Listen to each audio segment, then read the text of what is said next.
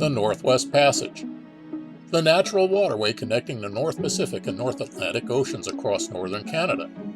Until recently, ice made it navigable only by hardened vessels. Now, the retreating polar ice cap means that the Northwest Passage can be attempted by private sailors.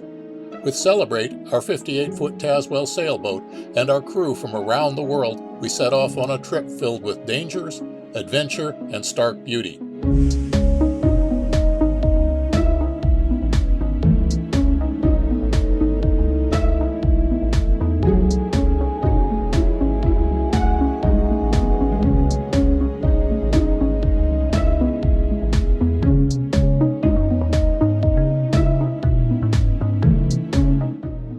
The Northwest Passage was first attempted by an expedition led by Sir John Franklin in 1845. But those 129 sailors met with disaster, and even today the expedition's fate is still being discovered.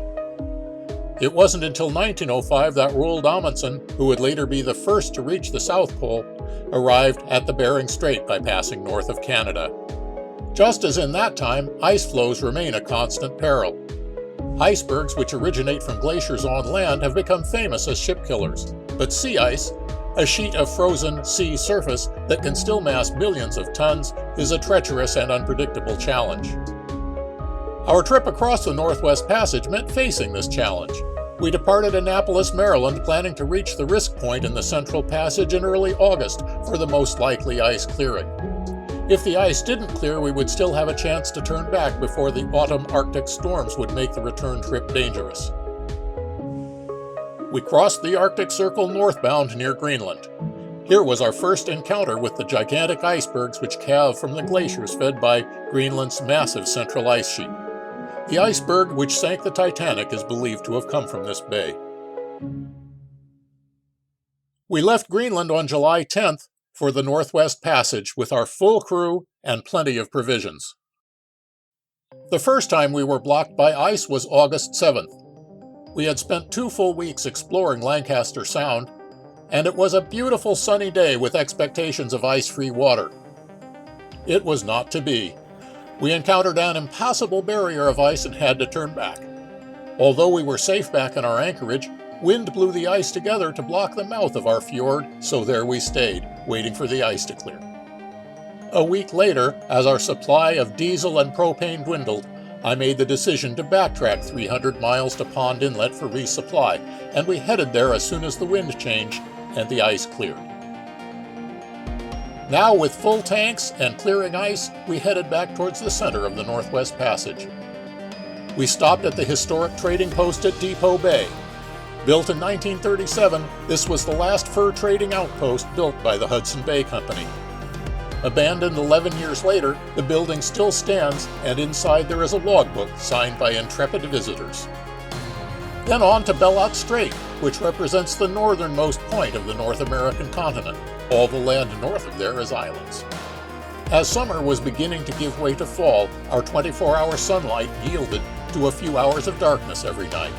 The sun would dip below the horizon, and it was hard to tell if it was morning or evening when sunset merged directly to sunrise.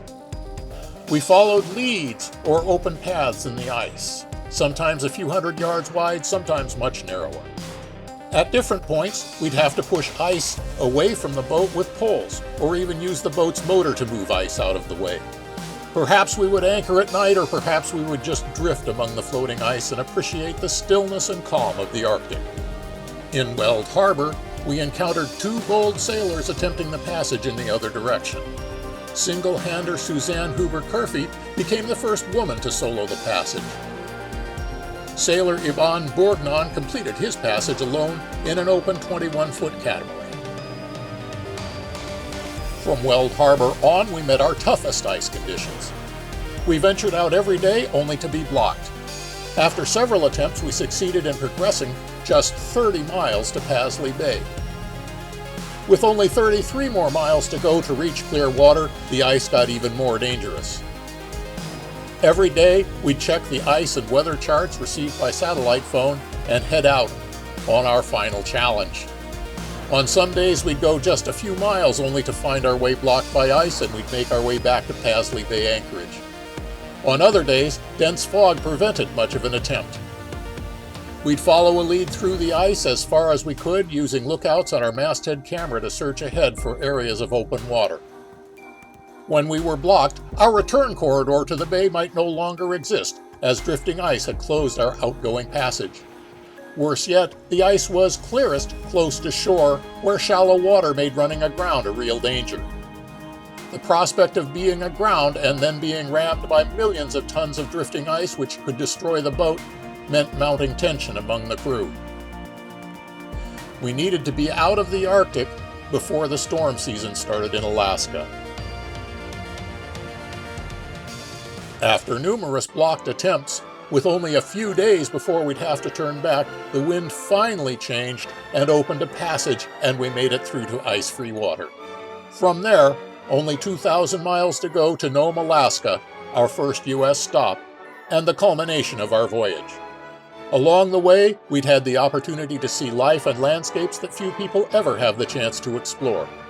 From the barren fjords of Lancaster Sound, to the almost wild dogs of Greenland, to the seals and polar bears of the northern waters, and even taking the occasional dip ourselves. It was a grand adventure.